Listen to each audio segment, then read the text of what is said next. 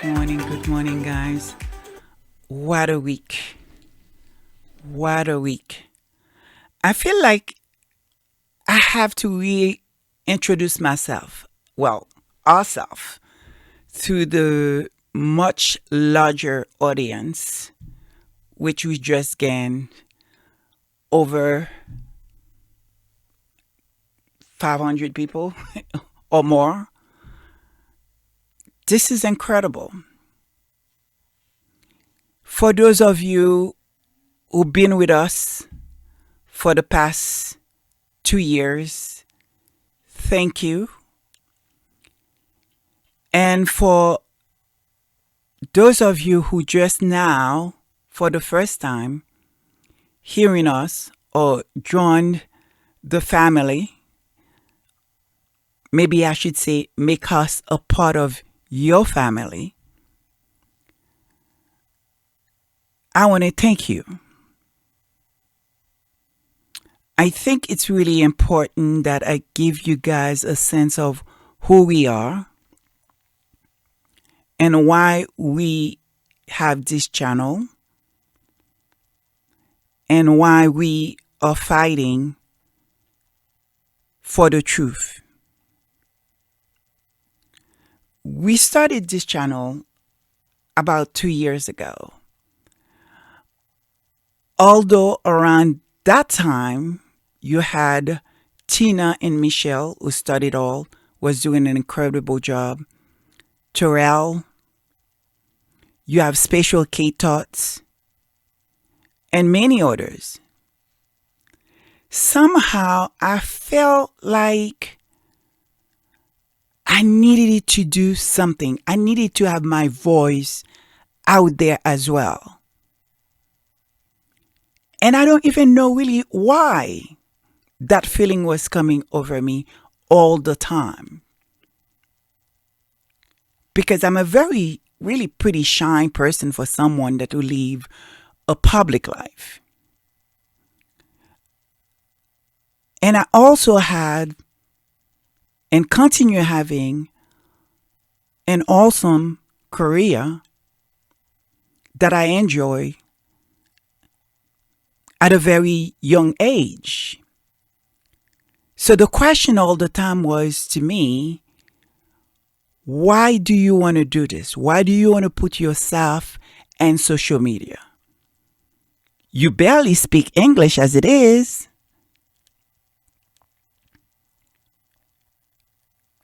Why? Have you ever heard anything about troll? What they do to people? Why would you want to do that? But there's the little thing that we felt that is in our heart says, if not me, who? And who would I be? Who would I say one day to my kids?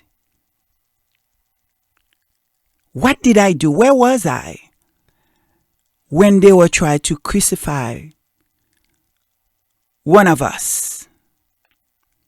Where were you? What did you do?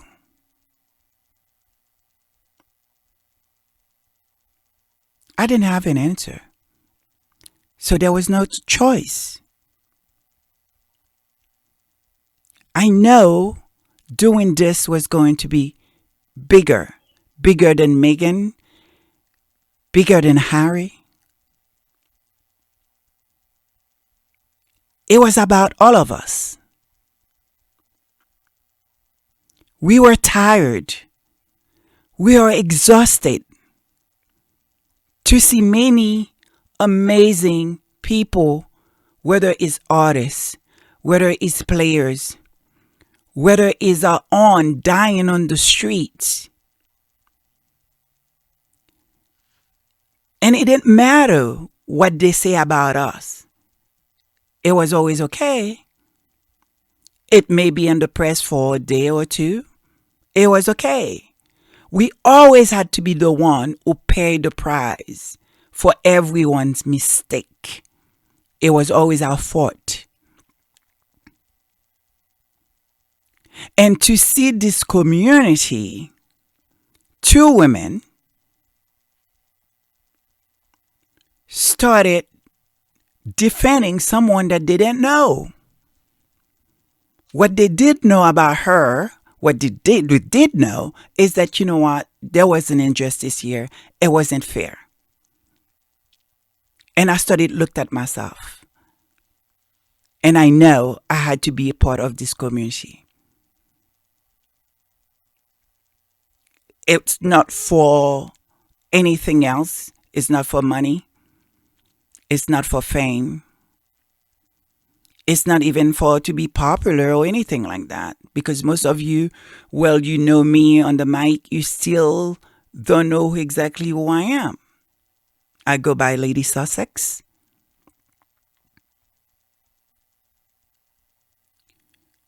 And to be here today with you guys, I can tell you how special we all here feel. I called the show Sussex Service Sunday Church. And not exactly, but you get it. Because I'm a bit nervous doing this right now at the moment. And the reason why, for me, church, it's about family. It's a gathering, right? It's not just being in a building. It's about us. Because we have more in common than we don't. It's about love that we share. It's about caring for one another. And it's also, we know we come into a place now, we are tired. And I think what we are doing, it's what everybody's come before us have done. When we were getting beat up on the plantation fields, when we were being, I probably shouldn't say the word, you know what they used to do to people of color, where the word picnic come from. What did we do? We take it to church because we know there is someone higher than us, and one day we will be free. And we stay at it. And so that's what we did. There was time that I was tired. I was exhausted. I keep questioning myself, why are you doing this? For many of you who put on this show, you know it's not the easiest thing to do. It's the hardest thing. But I can't stop. And 2 weeks ago, I sat down with the boys. I said, we really need to take it to church. We need to be in a place where we can do this, but remind ourselves that God is the way to go. We have to put Him first. And I think we end the show by asking for guidance. We pray for everyone.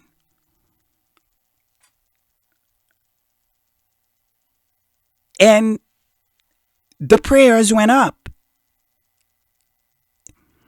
And the grace come down. And what happened? The angels sing.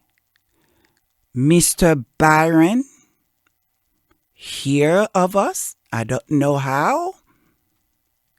And then all of a sudden, it's like our head was turning.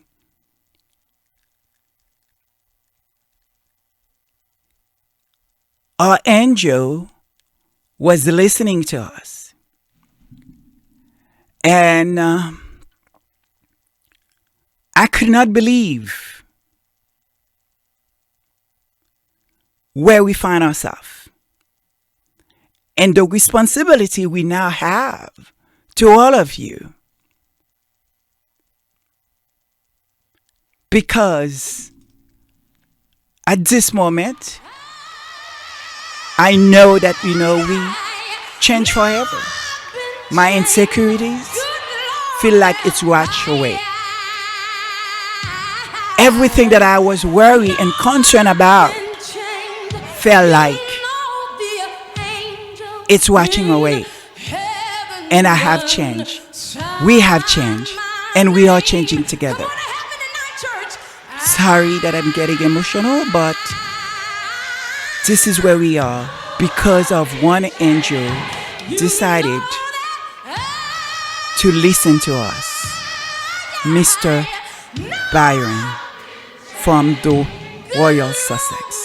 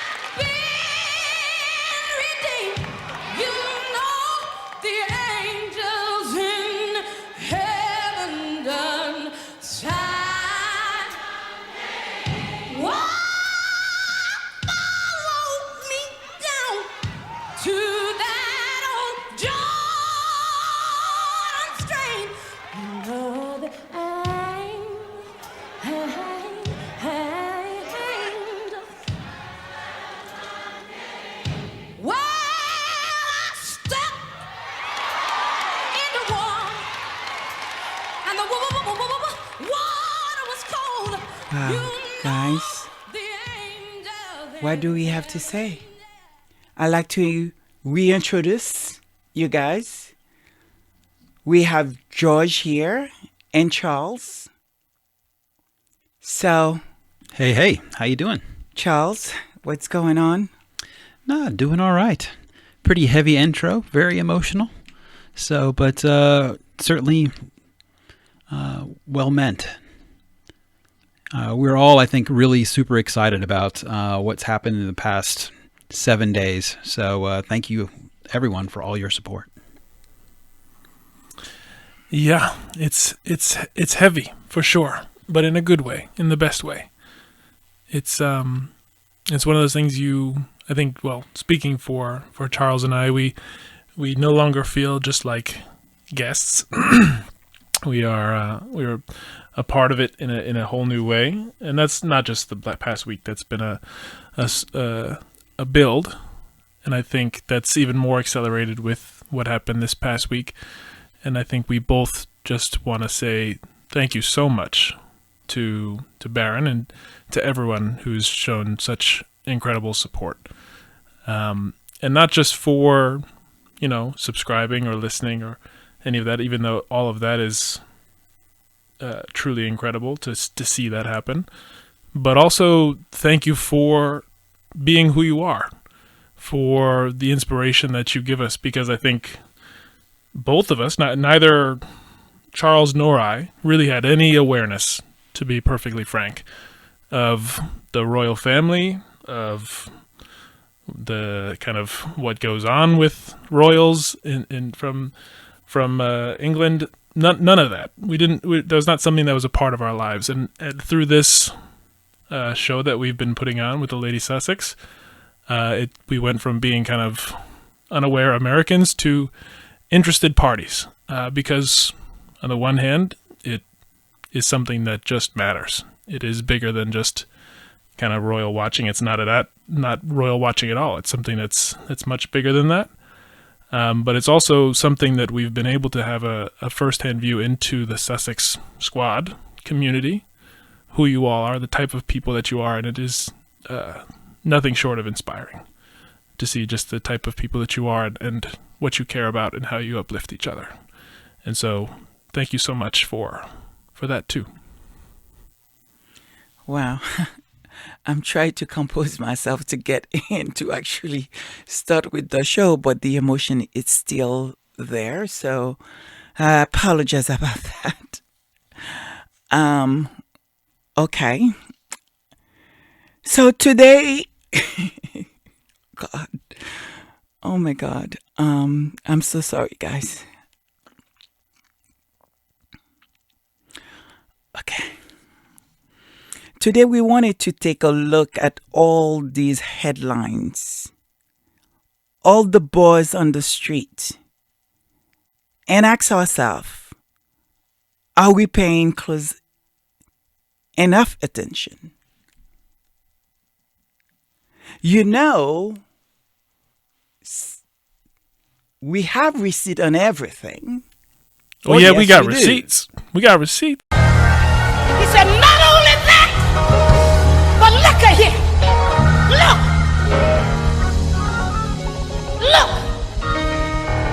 I got beans, greens, potatoes, tomatoes, lamb, rams, hogs, dogs, chicken, turkeys, rabbits. You name it.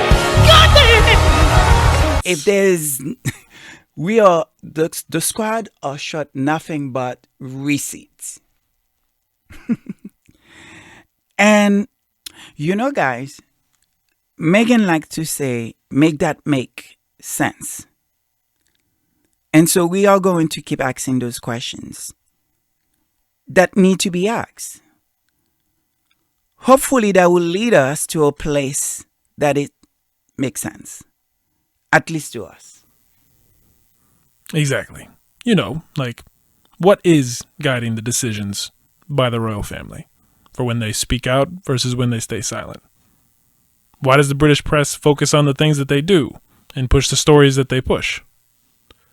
And how do these, when you're looking at the headlines, how do these seemingly contradictory and inconsistent narratives and events connect, if at all? Well, I think for me, I would like to pose my first question. Is the press trying to destroy and dismantle the royal family as we know it and want to pass it on Meghan and Harry so they can wash their hands? Because again, if that were to happen, someone must be blamed for it. That is the buzz on the street. And when you looked at what the press is doing and how they treating mental health issues, which is very close to me, which we will talk about. When you see the lies after lies after lies after lies, we all could debunk them, who show up with receipts, and they just like go on and on and on. When you see what Jeremy did with no one really, I mean, now there is a sort of, a force outside. But still, how did he get away with that and continue getting away with it? And with the press not really pushing much on what he said.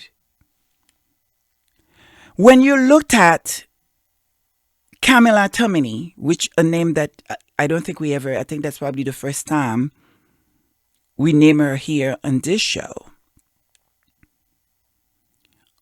Day, weeks, months, the constant gaslighting, what appear to be lies after lies, the kind of racism undertone. And now we have Samantha Markle, who is, I don't know why she still have a platform. They're giving her a platform. What is going on? Because it's certainly not working for the people that they say they are defending, which is the royal family. It's making them look bad. And we hear the noise louder and louder outside for their demise. And yet, they keep at it. So, the question is, are we being played as a fool here? Are we being, what I said the last show, we've been punked. We've been punked. We are focused on so many things, and as we should. We've been fighting back, as we should. We've been calling them on all the lies, as we should. But is there a bigger plan here? Is there something at play? Is there a long-term game here? Is it them that who is trying to destroy the monarchy? But of course, it would be wrong for them to own that.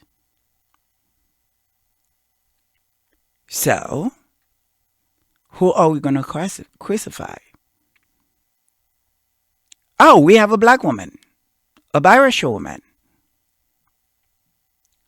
Why not throw her, as her own word, to the roof? I know I bushed that word. The wolves. Thank you. You can throw her off the roof too, I guess. Well, they did say, why don't we throw them over the balcony? One of them said that. Yeah, that's true. So, we'll keep doing what we're doing. And then, when it happened, then we'll say, wow, it was because of Spare. It was because of Meghan. So, guys, please help here. Well, I think the question is one that makes sense to even just think about, especially in the context of everything that Harry said in Spare and what he's elevated, and even just the idea that is so important. I think we should just keep saying it because it needs to be a part of the conversation of the press is, you expect them to provide a checks and balances on government and the powerful, but who's the checks and balance? Who's watching the press? And the question is, it's something that we think about all the time, especially in American politics, is when you see a story, who was the publisher and what was their motivation that informed the way that they wrote the particular news story or opinion piece. Because there's always an understanding that there's going to be a bias in one way or another because they want to achieve something. These are publishers that are not just operating with impartiality. And so if you think about it in that same lens of the British press and what are they trying to achieve, what are they trying to do, what are their end game, then when you look at the facts of what they actually have been doing, the net result of it has been actually quite bad for the royal family. And it is not unreasonable to ask that question. Is that something that they're trying to achieve? To dismantle the royal family? Yeah. What about you, Charles? It is a really interesting question. Because it's one when you look at it on the surface that you'll immediately just kind of discount, be like, oh no, there's no way that they could actually be doing that. But when you look at it a little bit deeper, when you consider the repercussions of their actions, when you use history in order to try and better understand the results of the things that they've been saying, it becomes much, much harder to dispute. So it is certainly something that should always be in the back of their minds. I think what George has said is certainly something that I think everyone should take to heart in terms of what are the real intentions of those publishers. What are they actually trying to do? Who are they trying to motivate, and to what end? And I think all of these things that we have to just be much more critical about where we get our information and what is it that we're actually trying to do with it. Because it is certainly fairly evident how things have changed, and we have to be much more cautious and deliberate in terms of what it is that we do, and also what information we really decide to partake in. So to answer your question, I think it is certainly something that is possible. You know, are they trying to dismantle the royal family? I think that it could be. Obviously, we have no way of knowing that for sure, but when you looked at everything, perfect example on that is mental health situation, something that's very close to me. For them to come to that low point, and the fact is that, you know what, I'm not seeing anyone coming out and fight this, and the media that has some kind of credentials. Maybe it is. I have not seen it. If you guys know any, please, sort of feel free to sort of send it our way. But as far as I'm concerned is, even if we did have a few, the fact that it's happening and continue happening, because I'm wondering, when you think about Caroline Flack, an English person, I believe she's English, one of yours. When you think of the great Alexander McQueen, when you think of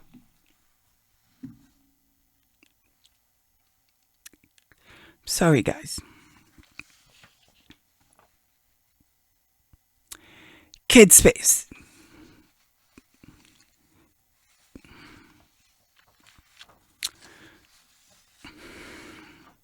I'm sorry,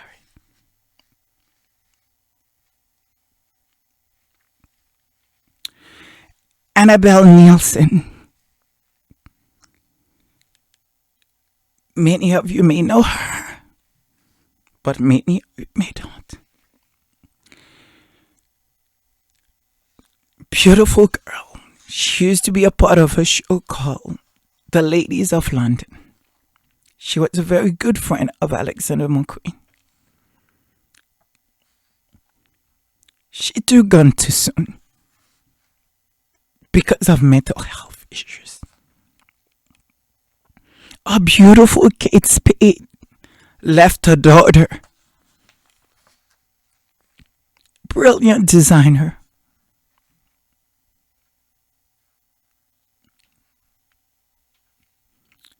And our very own Robin Williams. And very recently, Twitch. How could we let these people down? How could we let them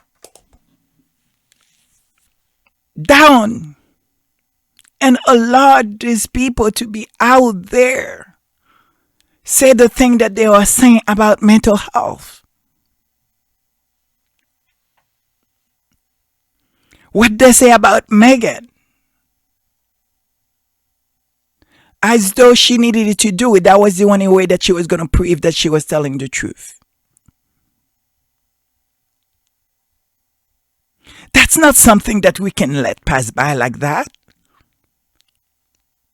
Because before this show ends, it is more likely something like that may be possible to someone that we could not reach early enough. And I hope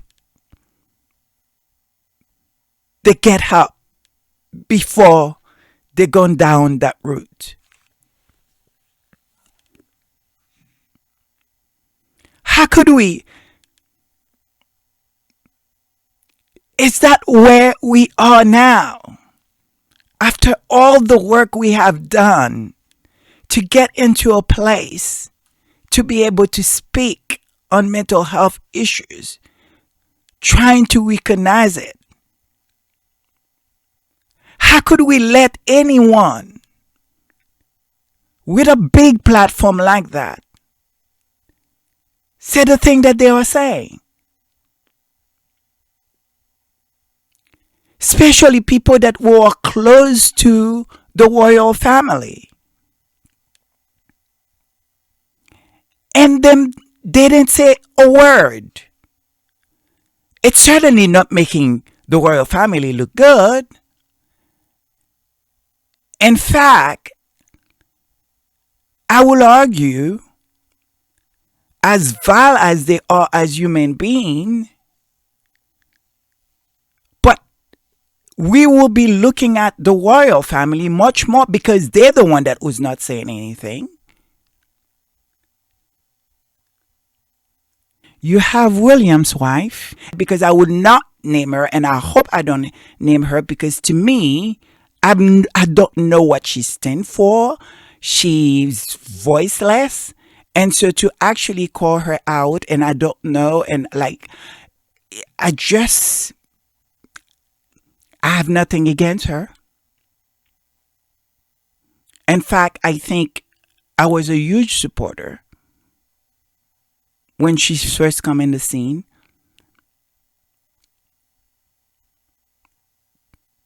Okay. But to see what they did to her and what she has allowed them to do to her and what she did to Meghan, I don't know. I don't know what to say. And for her to be a champion of mental health, who have a brother struggle with mental health issues, how could her parents, how could anyone in her camp allow that to happen? Especially when it's coming from people that, you know what, who are friends, who are sort of a part of the circle. I don't get it. So now when the street is saying, now, something is wrong here, something it smells here.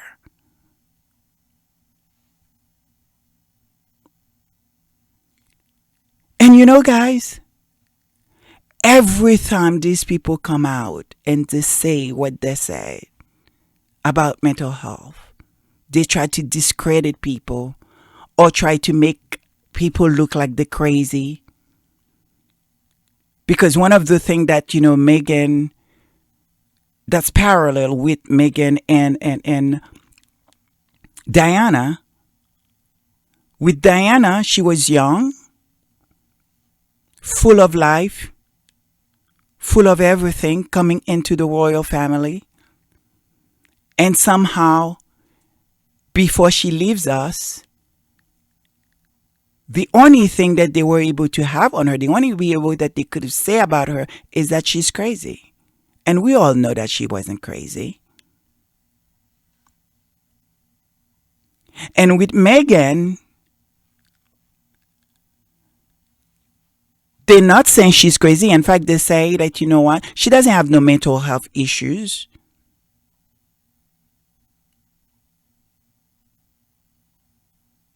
She doesn't. Because if she did, she would have done what everyone else before her have done. So therefore, she doesn't. They're going to dismiss everything. They can't find anything on her.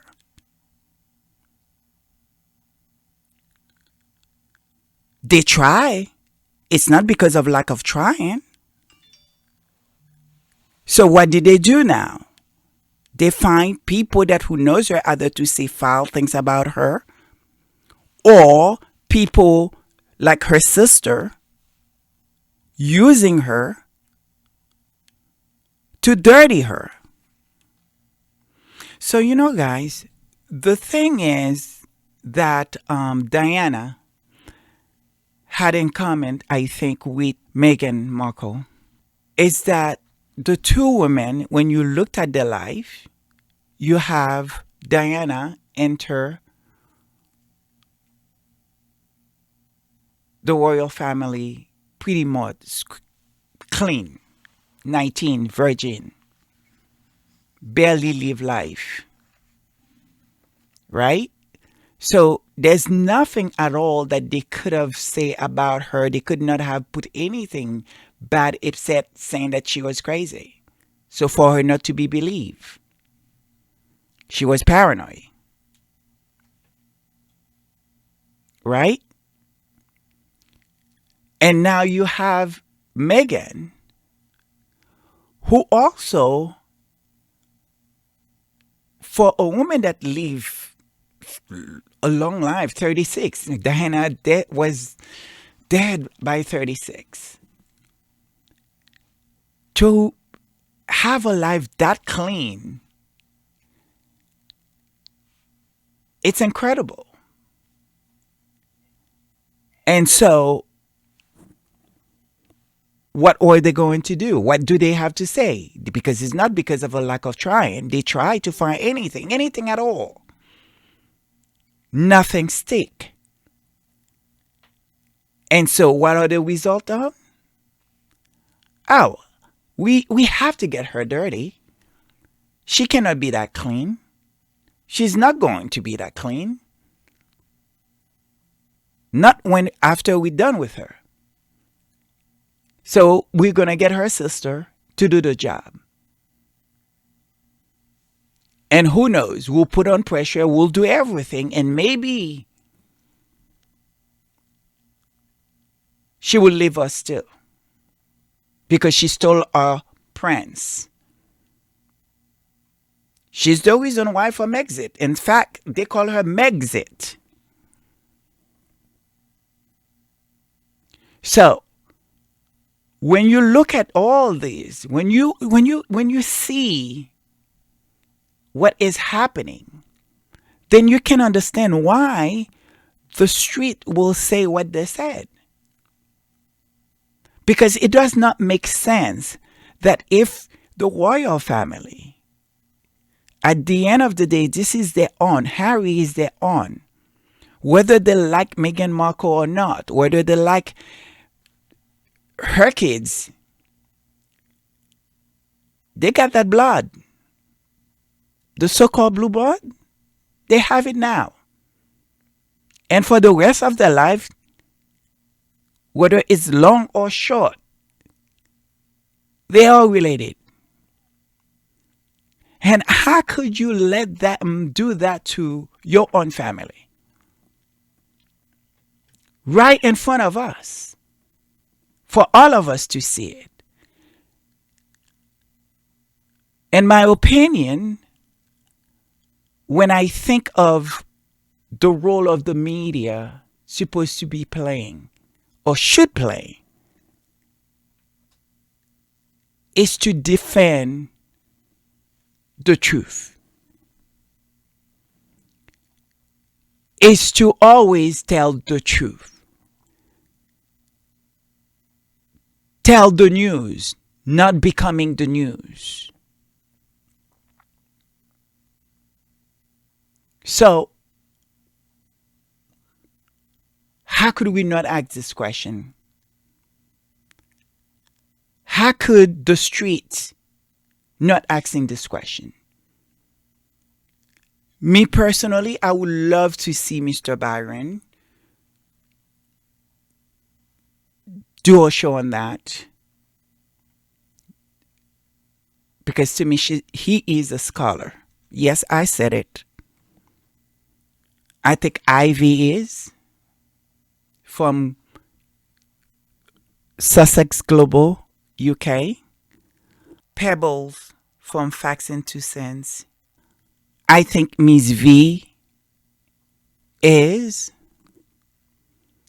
I think I believe she's Madam Sharon. All these people, what do they have in common? I think they are scholars. And I think they are going to, in the history book, unlike the haters that making money just to hate, I don't think history going to remember you. But they certainly will write about the squads, what they have accomplished, what they do, what part they play. And it's not because they call themselves scholar. They didn't give themselves that title, but I'm giving it to them. Because I have a feeling history will judge them in a way that people don't see coming.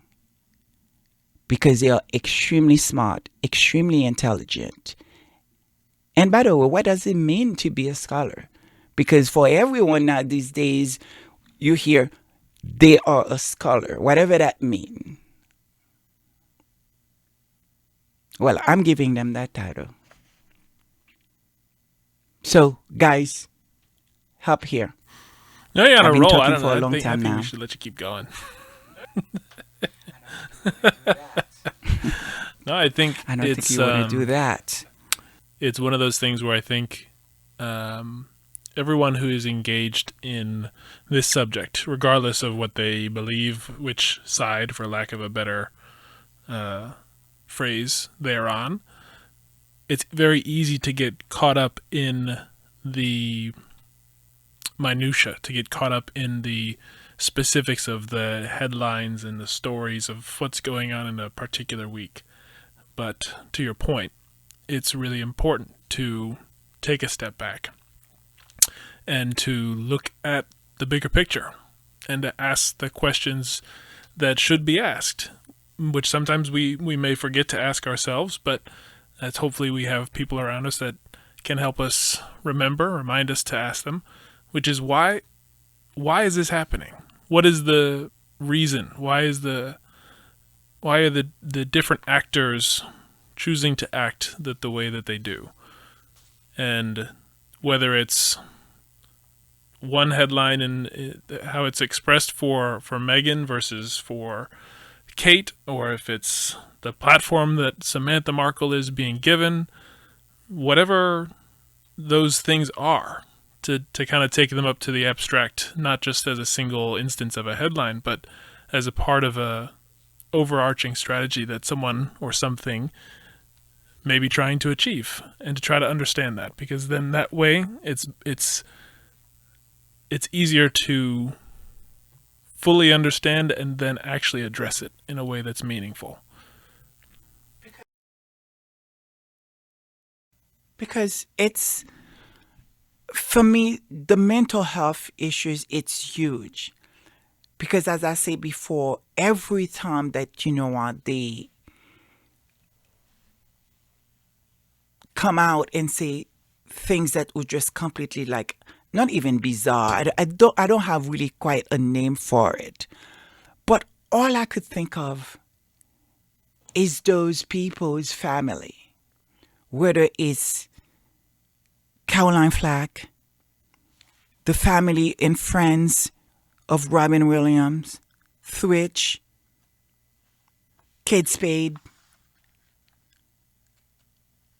I can't, it's hard to not thinking of them and to see these people are not taking that kind of responsibility to understand what they are doing. People actually really listen. you don't know who's reading this.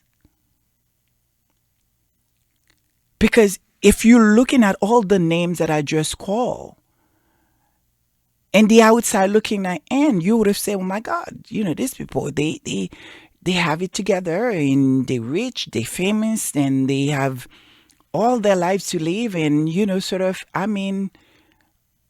if they need help or any problem, they should be able to just call somebody, or there's probably millions of people at their door, at their service to help. And you wonder, at times, is it something that, they feel ashamed of? Where they were scared?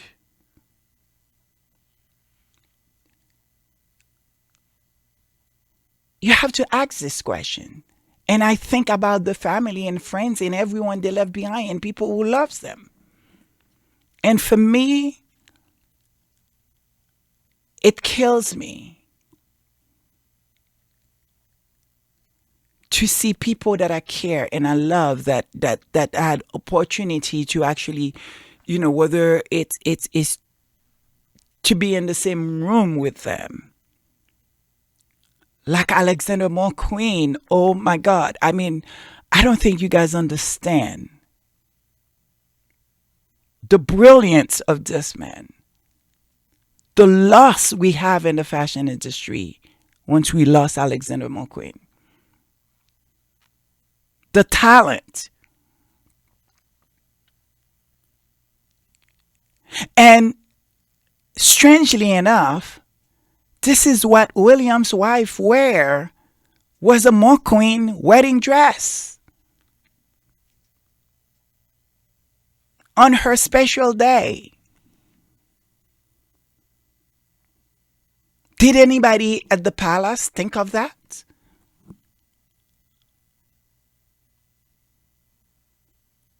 I don't get it.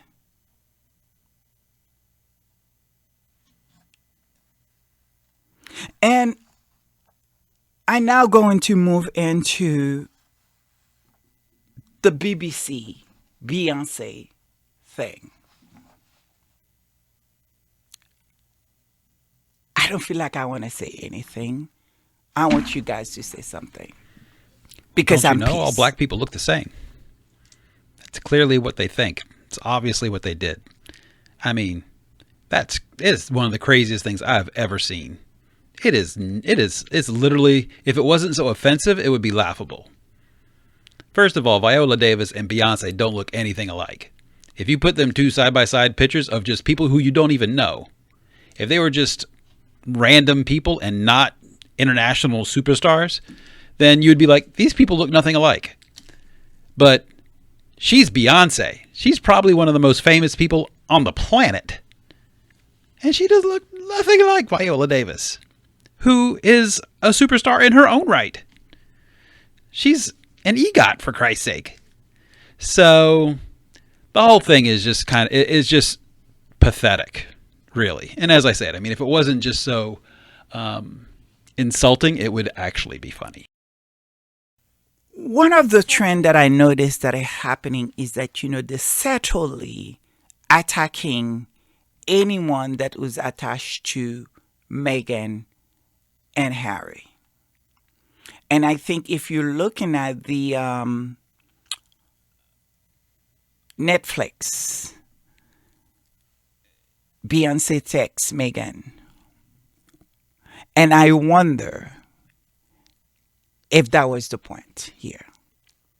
If this was an attack to, I don't know what I would have said. The thing that strikes me about it is, as Charles was saying, there's the level of offensiveness is not something that can be stated well or fully, honestly. But the other thing that stands out is that this is not some third-rate publisher. This is the BBC. They have lots of resources. They have lots of money. They have lots of expertise. They've got a long history of doing this type of work. For it to be that blatant of a mistake, for it to be that obvious, that's crazy. And it really makes you ask, how can that happen? Is it not deliberate?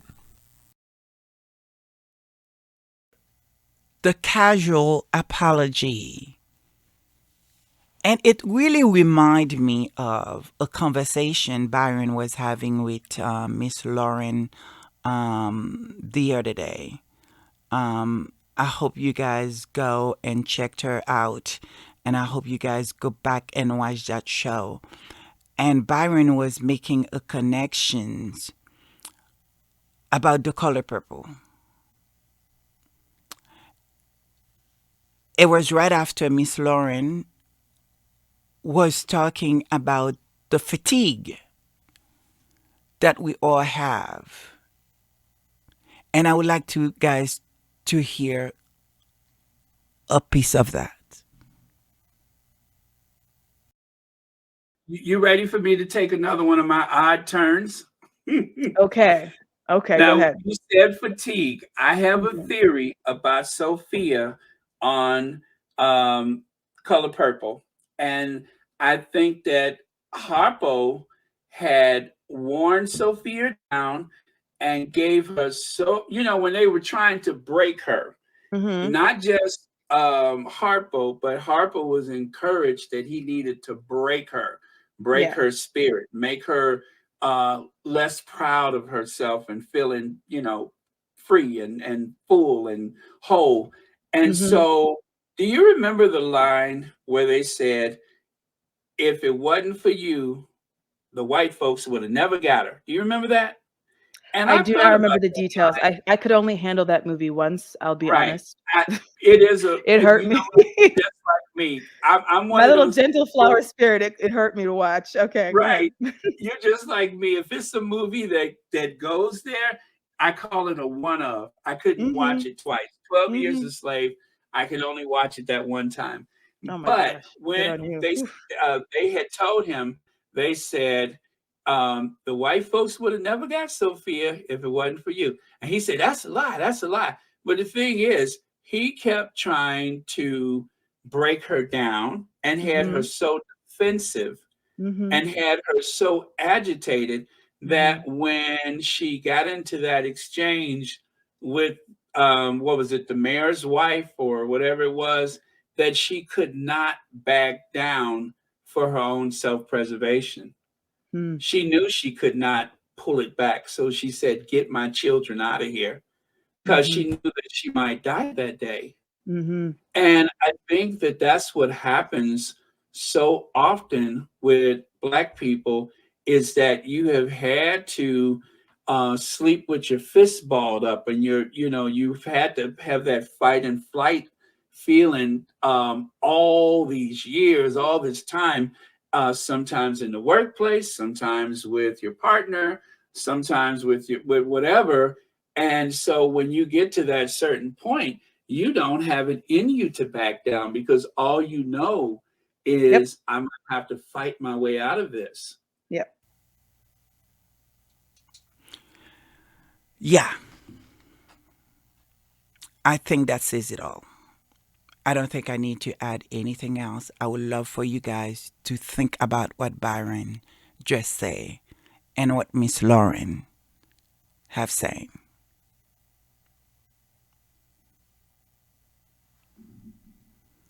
The next thing is Jeremy Clarkson, guys.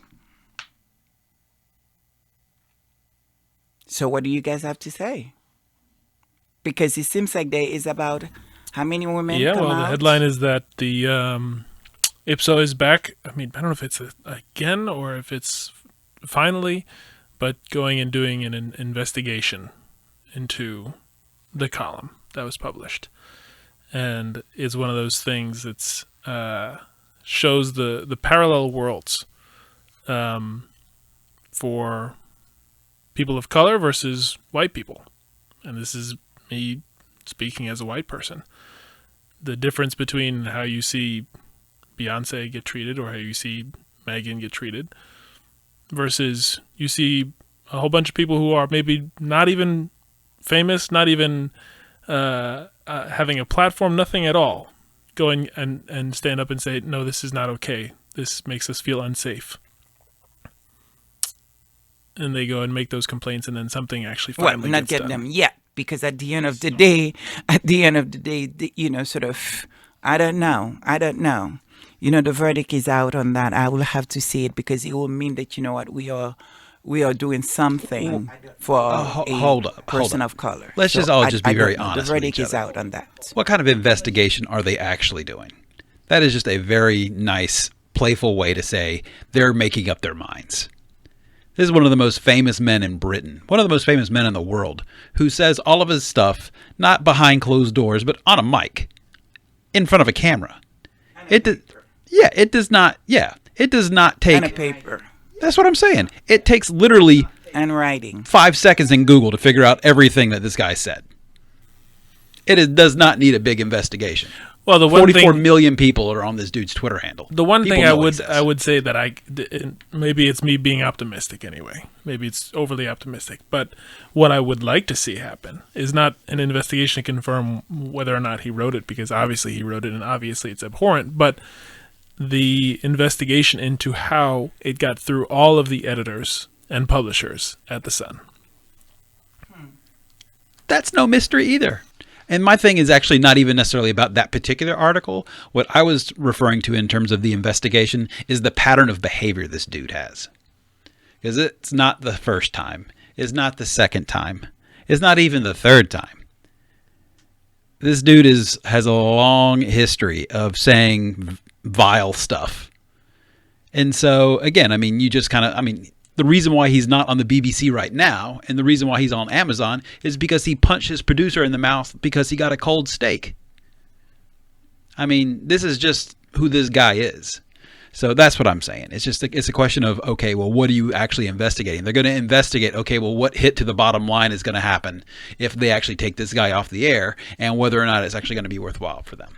That's probably the investigation. It's probably a balance sheet more than anything else.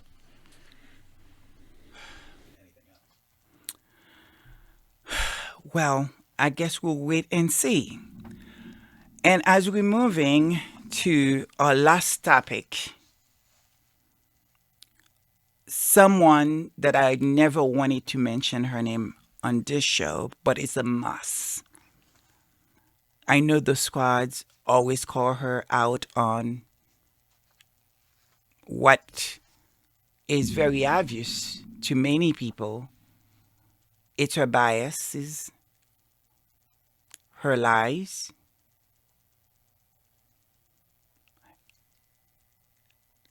the squad had done a great job calling her out on that. But now I feel like she now hates a place that is probably lower than she probably ever had been before. Because up to this point, one can say that, she was just repeating what the palace tell her sources, or whatever. I don't know. I was not there. I don't know. I'm speculating, but it just never makes sense to me, the stuff that she say. She keeps saying over and over again, even though if people come out and debunk them. And for her now to be making excuses for Williams, Harry's brother,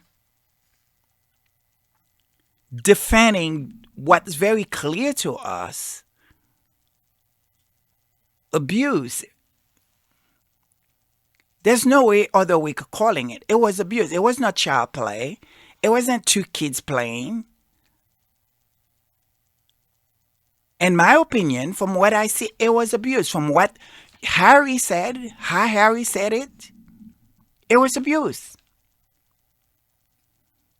And I know in society, we always hear how many or how often women get abused, and we never think of the men. and how much abusive situation many of them find themselves. And so when you hear something like that, oh, it was love.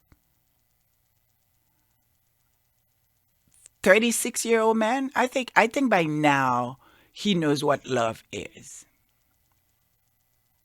Beating his brother and put his brother, down on the floor, something, whatever that he did to his brother. I don't know. I was not in the room. I'm just based on what Harry said. That's clear to us it was abuse. I don't see the love in that. So, guys, what are your point of view? Because you are a man. And we know many men have got abused, whether it's by their spouse, whether it's by, parents, family, men do get abused too. Let's not forget that. Yeah. Sexual abuse. Yeah, to be honest with you, I think men get abused a lot because people know they can get away with it. So, and people just, claim that it's not masculine in order to tell anybody about it or to do anything about it unless obviously, there's some sort of, escalation and confrontation. So, I think people can certainly feel they can get away with hitting a guy because at the very least, they're not going to get reported. They'll probably just get into a fight and someone else, and then they'll just escalate and get into a bigger kind of confrontation. So I think it happens quite often. I mean, I have an older brother, and the last time, he laid hands on me, I probably must have been 12, 10, something like that. I mean, and that was the last time that we ever got in any kind of altercation, a physical altercation. And that's just because we were kids. So to do that at 36, I think that's called assault at that point. So certainly there's nothing that you can just kind of pass that off as, boys will be boys. Like, I think that's a little bit more than that. And certainly it goes well past, what you should be expecting out of your kin. So it's an unfortunate thing. It's not surprising whatsoever. And certainly I'm glad that Harry had a chance to actually speak out about it because obviously in his position, it must have been an incredibly difficult thing to do. But again, am I surprised? I'm not surprised at all. The other thing I would say is that it's again such a missed opportunity for the press to do the job that it actually should be doing, because it should not be normalizing or attempting to normalize issues in society that we should be working on and improving, just the same way as with their efforts to re-stigmatize mental health. The fact that she's defending that abuse and not calling it what it is and calling it out it's going to do exactly what Charles was just talking about. It's going to go ahead and continue to perpetuate that problem of our understanding in society for men and how they can or cannot feel comfortable addressing the fact that they are being abused. And so it's not just, it's one of those things where it's bigger than just the instance of Harry, even though that itself is also important, but it's the bigger societal impact that the way that they report on it can have. Yeah, guys. So as we ending the show,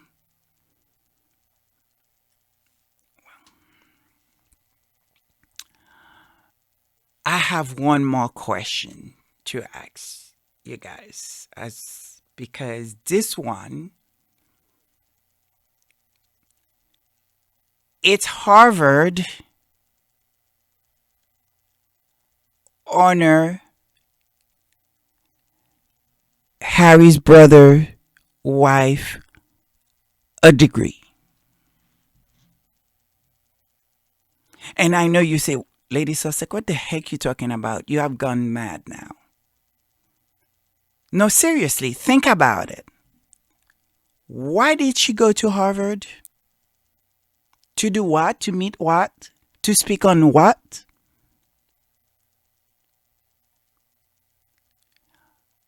So, there is another question that I think the street's talking about. Maybe it's worth of us, all of us, to think about. Is it the history of this woman is being written right in front of us? What they want her to be? A Harvard graduate? Not now. They're not going to say that now. They know better than that. 20 years from now, we'll hear that, she was honored with this incredible sort of Harvard degree, business degree, whatever, because she's supposed to be champion mental health, right? Early childhood development. She's champion mental health, and what else? There's something else. Early childhood development. You see how much I know, right? So she went in Harvard to have this conversation with these smart people. Okay? And so the question the street is asking, or they try to change her image and make her look smart, because now they know there's another smart woman in the room, which is Meghan Markle. Princess Meghan Markle. So I know we often like looking at her and it was like, oh my God, she's a copy, the copy. And we kept asking, why are they doing this to her? That does not make her look good. That doesn't. What the street is saying, they don't think this is something that's for now.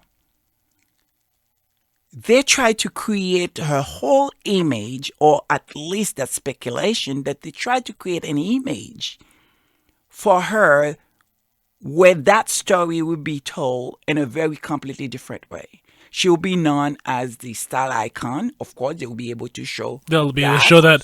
They'll be able to show that just because they managed to get her to copy all of Meghan. Of course. I mean, you don't have to go far to just looking at the contrast. I think Byron did an incredible job, about, sort of showing all these different things that they used to say about her not too long ago.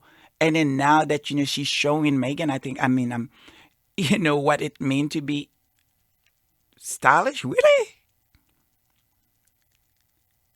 I think there is something else, that the street have something there.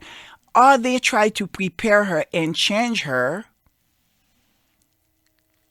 Not for now, because we know history. If anybody knows anything about history, how history changed to what you said very recently. What was the word you used? Is the winners that write the how do you phrase it in a much better articulate? Yeah. No, the winners are the one that writes history is the maxim that. Yeah, but you did use like a fancy word. But anyway, I feel like the street may be up to something, because they have no shame on that front. Because if they don't see Meghan, the plan is to never see her. It's as though she's never been a part of this royal family. So we can't let anybody to come up and say, well, anything good about Meghan without having the one that's going to be the queen.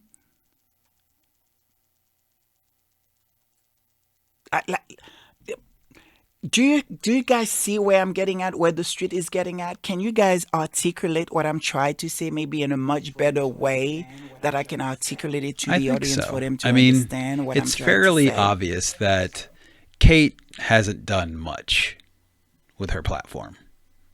Like anything. Like, she's fairly laid back about the whole thing. And I think this is an obvious effort by the palace to actually give her some sort of credentials of doing anything, because I think she's being pushed into it, given the fact the role and the heightened awareness that Meghan and Harry are playing, and the fact they're literally getting outplayed at every turn. So they're kind of forced in order to kind of invent stories, which is why I think they push this stuff on him. I mean, for Will and Kate to go on a 3-day trip to America anyway is kind of random. So it's I mean the 3 days, like to in so-called what you call it, that they have an awards where they spend what 170, I don't know, 170,000, 170 million. I'm not sure on the numbers. Yeah. We'll check on that. But the so-called winners, none of them was invited. I mean, not they were invited. I can't speak. But you guys know what I'm talking about. Yeah. None the of them was recipients present. of said award weren't actually present, and it's probably The because it was just recipient. thrown together. At the end of the day, No, but it wasn't that what they said. They claimed that it was because of they were trying to care about the planet and cutting on carbon neutral, but yet they flew this man, what's his name? Beckham, from all the way to where was the game was being playing. so you can tell how over much we there. were caught up. Cutter. Hmm. Yes, and Carter. Make that make sense to me. None of the recipient was present. And the next thing is she was in Harvard. And now there's a whole sort of, 5 questions she finally, for the past 10 years, 8 years, whatever, how long that, she had these 5 questions that everyone been waiting for an answer. They finally unrolled something that she went to Harvard. You just have to see the All I gotta report say on about people. it is I don't know who they are, but it seems like Harvard's PR agency is asleep at the. Well, I mean, we just had the admission scandal, right? So the pay to play, and at the end of the day, I mean, let's also just keep it real as well. Like, you can go and actually get an honorary doctorate from any of these places if you actually donate enough money. Well, like that's just what it we is. don't know. No, you do know. Like, this actually is the case. Like, on most universities, if you actually donate enough money, they will actually give you an honorary degree. I'm not necessarily saying that it's Harvard. I'm saying it's general practice amongst universities that in order to award, I will say their benefactors, that's basically I what will they say do. allegedly. I will say allegedly, whether or not we know that, I will still say allegedly, but I will also say that obviously we don't know that is the case. And that was the reason why she went to Harvard for. But I think the street is asking a question, which I think that's very fair, because it just does not make any sense at all that for someone that was very shy, who barely can speak based on what we see, will be able to stand up in a room with all these sort of scholar folks, people that, sort of, smart beyond. I don't get it. I mean, the women have not yet been able to have a presentation that we can actually understand what the heck she's saying. I mean, this is coming from someone that was barely speak English. My grammar is all over the place, and my English is broken. Is that how you call it, broken? I'd just say slightly different. Whatever you call it, So, I mean, you have to ask the question. It's worth asking. And this is what we want to do with the show. It's ask this question that the streets want to know.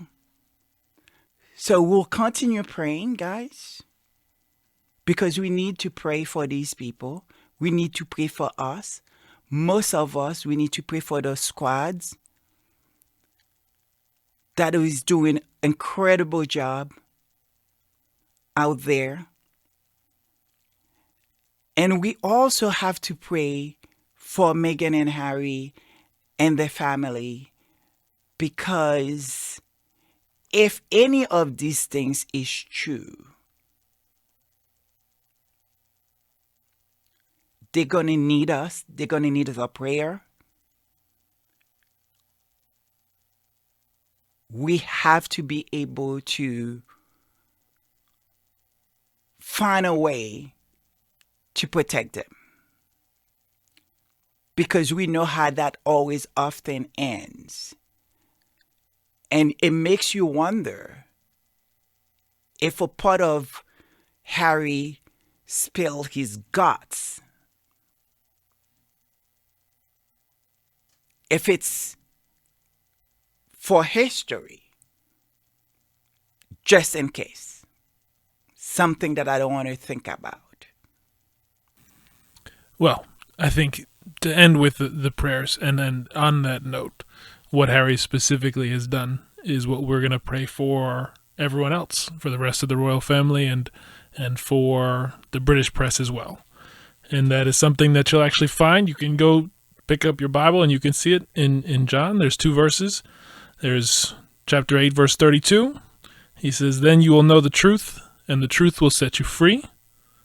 And then he says, John says again in chapter 3, verse 18, "Dear children, let us not love with our words or speech, but with actions and in truth." And so that's what it's all about. It's all about the truth. And I will add on to this. Faith make all things possible. Hope make all things easy. Love make all things work. So, have a good day, guys. And thank you. Thank you from the bottom of my heart. We thank you guys. And I hope we make you guys proud. Love you all. God bless you all. See you next Sunday.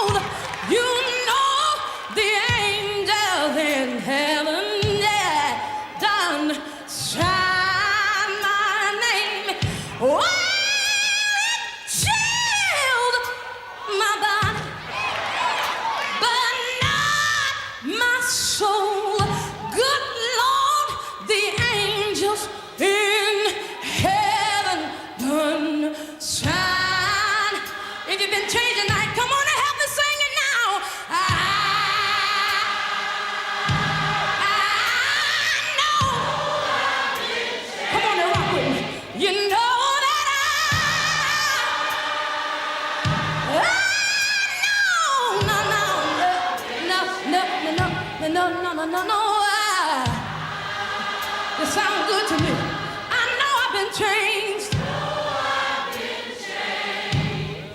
Angels, heaven. Listen, somebody walked up to me and asked me a question one day. They said, "Girlfriend, how in the world can a brown cow eating green grass gonna turn around and give us some white milk?" I said, "Well, I don't know about that one, but one thing that I do know, that God's chemical laboratory of redemption took my black soul stained with sin and plunged me in red blood, the blood of Jesus, and I can't